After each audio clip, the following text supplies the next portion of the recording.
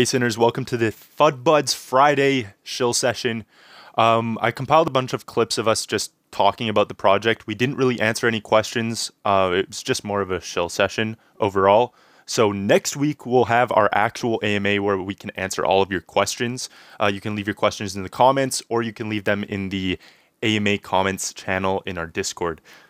So yeah, I hope you guys enjoy this little expose on our project. Zora did a really good job explaining things, and give some love to Fana and Zora for all the hard work they put into this project. We will see you guys next week with our third AMA. Enjoy, and also head to the comments or the description if you want timestamps. How are you all doing? The deadly scenes. My name's Zora, and I'm the co-founder of the Deadly Sins. I'm also the developer. This project was first created by me and Fana, who's also listening in here. When we first came into the CNFT space, we thought we could combine our skills to create something special, because Fana's the artist for the Deadly Sins and I'm a developer. So we thought, how can we do this? We were researching the market, getting an idea for what we could add that's unique. And we found that we saw quite a lot of repetitive art starting to pop up, and we're like, we really want to kind of showcase a different kind of light on the art that would draw people in. And personally, me and Fana really like this show called Black Clover, got a little inspired by it. So we want to go through some demons, and we think we've made them real funky, and I think people would be happy to hold them from what our community's been saying. So we brought people in through our art and also provide a very unique community-based utility so people want to stay there, because art can only do so much unless it's crazy, like Pendulum, for example. But it really is difficult to hold a community with just art. So we got to have both aspects. So what's our utility? What are we going to get from holding Deadly Sins or being a part of the community? Well, our plan is to be a household name in the Cardano metaverse system. Does that mean we're going to have our own metaverse? No. Essentially, what we want to do is we want to build on a few of them, ones which have good teams and built on good engines. For example, we are going to be buying a Pavia estate and building on there. What we're going to build? Something called Hell's House. It's going to be a community hub point where it's going to have a hellish setting. It's going to be like a haunted-looking house where we're going to hold community events, personality meetups, pet systems, interactive games for holders, and a lot more too, which we kind of go in on our Deadly paper, which you can look at that if you wish. And I definitely think we've really built this community organically to make sure that we really get the right community approach, because it's really important for us to survive long term and keep this going. We got to keep our community at our core, and we really do listen to our community with how we want to direct where we're going, etc., etc. We're having real good benefits for our holders and also our VIP members, so people who are interactive with the community, wanting to be involved. For example, after our mint, we're going to have a Phantom VIP card/key, which is going to be airdropped to all the Phantom members. And we're going to be holding a monthly or bi-monthly airdrop of 25% of our royalties. So on our success is your success. And this is a good way to give back to the people who are helping us direct the project. There's also going to be other things such as exclusive interactive features, which you get alongside the card, and also making sure that you really get be at the forefront of what we're going to be doing in the future, because we're making sure Phantoms are there, and they already are starting to see some of that with exclusive sneak peeks, where we're wanting to be going, who our next partners are, etc. So another thing I can go on to actually is why hold the Deadly Sins. We're going to be implementing a staking system where if by staking in our pool and holding the Deadly Sins NFTs, you'll be getting a set amount of native token that we yet to disclose the name of. And depending on the amount you hold and the trait rarity and how long you're holding them, it will form a multiplier, and you'll get a set amount of native token each set time period. And this token will be able to be used within House. It will be the main currency. And you can use it for the interactive games in the shops. We'll have interactive games there, such as Ritual Poker. So on your ability to outskill and beat your opponents, you'll be able to get the pot of the token. So that's a cool interactive game we're thinking of doing. And also we want to have this token on decentralized exchanges. So you'll be able to transfer it into real value whenever you wish. But we have a lot planned, and we want to be multi-metaverse, not just Pavia. We're already talking with a lot of people behind the scenes, and we want to make each house different with its own unique quirks and different things. And to add on to that, sorry, I don't want to talk too much, but we have an amazing 3D modeler on our team now, working with us rather. And he's worked with Pavia and also is the lead graphic designer for Unbounded Earth. And we're partnered with his projects as well. We'll shout them out. RoboTunes, they're really good. I do recommend looking at them. But yeah, I think I've covered the main parts, and making sure that people know that we're really community-based and everything we try to bring is for the community. It's kind of like a cycle. So if anyone has any questions about any of this, I can dive deeper into that. Also, hi everybody. I make FANA. Hi. So as Ethan said, I am the digital artist and illustrator at the Deadly Sins. And sorry if I get a little bit nervous about speaking in front of everyone, but I just want to say hi. Hey, how are you? All good. We're just people on the internet, you know. Don't worry. Yeah, I just wanted to say that. But doing the Twitter Spaces definitely helps get my confidence up. So that's great. That's great, though. No, you don't sound shy to me, well, but the art looks sick. You know, I gotta compliment that for sure. It looks great from top to bottom. The plan you two have sounds amazing. I know it's gonna be hard to do, but you for sure have some long-term goals and you provide value to the holders and the buyers. Definitely. To be honest, sorry, go on. I was just saying, we want to make sure that people get the benefits as soon as we can, and then we keep them updated as we're going along with our plans, because we're not going to be on every metaverse just like that. It's going to take some time, and we're going to do it step by step with the community. This is a long-term vision, and we want to be a long-term project. So that's the plan, really. Yeah, that's amazing. You know, I know everyone wants their value right now. You know, everyone can't wait.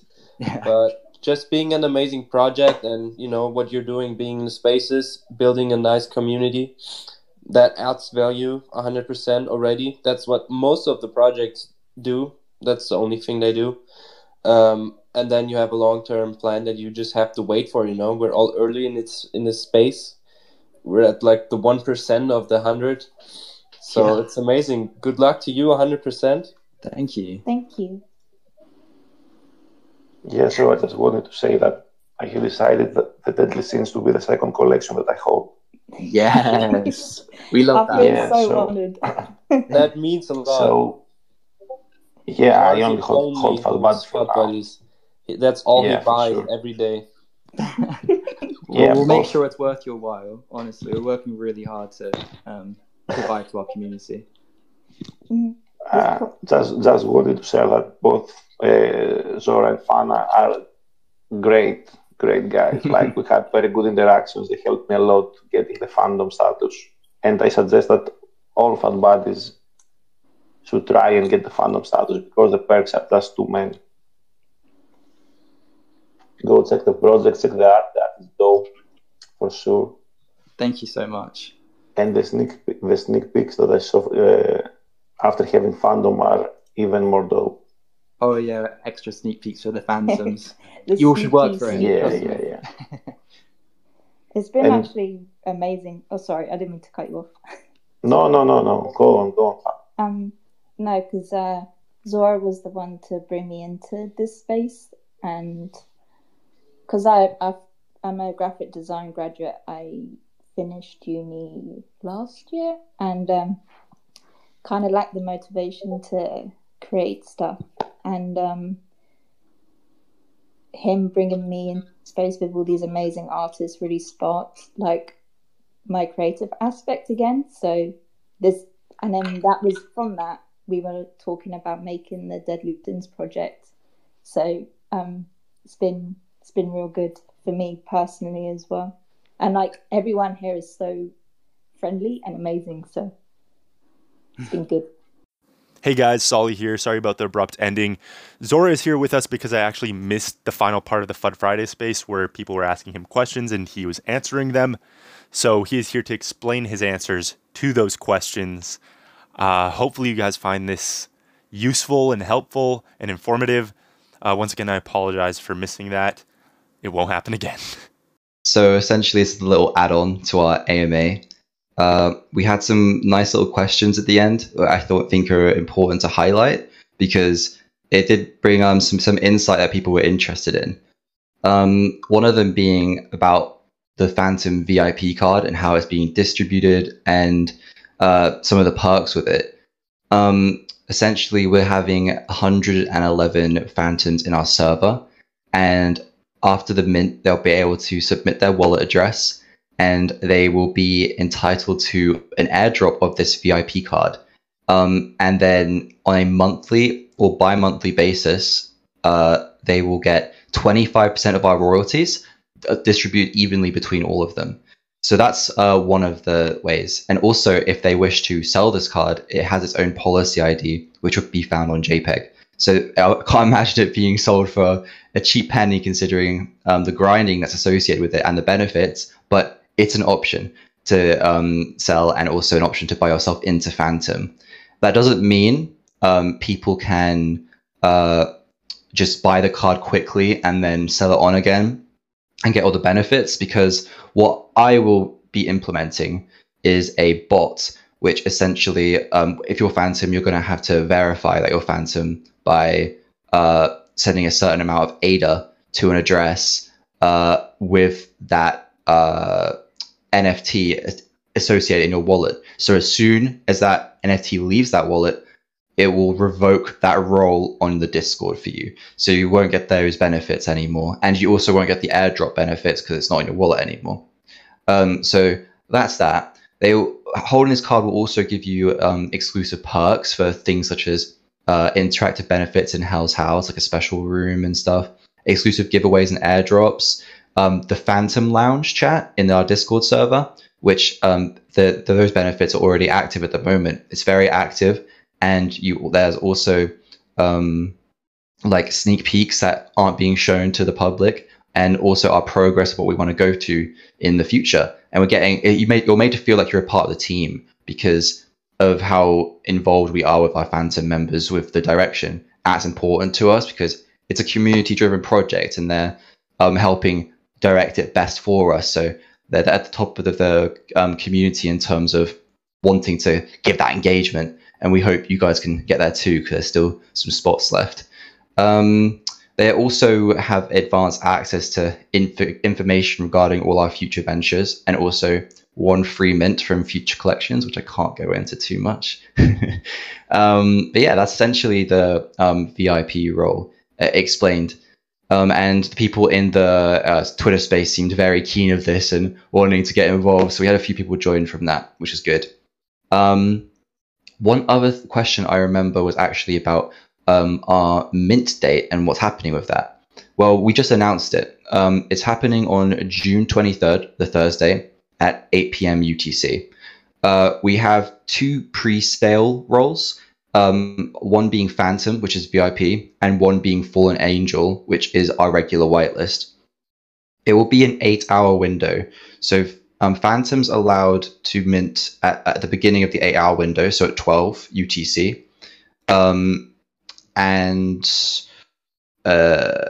Essentially, they'll be able to mint 6 NFTs for free. Not free, sorry. They'll be able to mint. They'll be able to mint 6 Deadly Sins NFTs in that 8-hour time period. Sorry. And then Fallen Angel is allowed to mint at 4 p.m. UTC, so they have a 4-hour window. This doesn't mean Phantom stops after 4 hours. It will go on for the whole 8 hours. They just have the option to mint 4 hours prior if they wish to have that first to market advantage, if they wish to sell any of their 6 or whatever. So yeah, it'll be going concurrently, and we wanted to have these this window so we can account for blockchain congestion and also time zone differences. And we chose the most universal time we could. That suits us as well, and also how we're going to be running the mint process. So one other thing I did mention in the Twitter space, which people seemed happy about, was how we're going to be running this mint. Yes, I am the developer and have been running everything as such, but it is important to get the mint right, and making sure previous success shown is a good quality.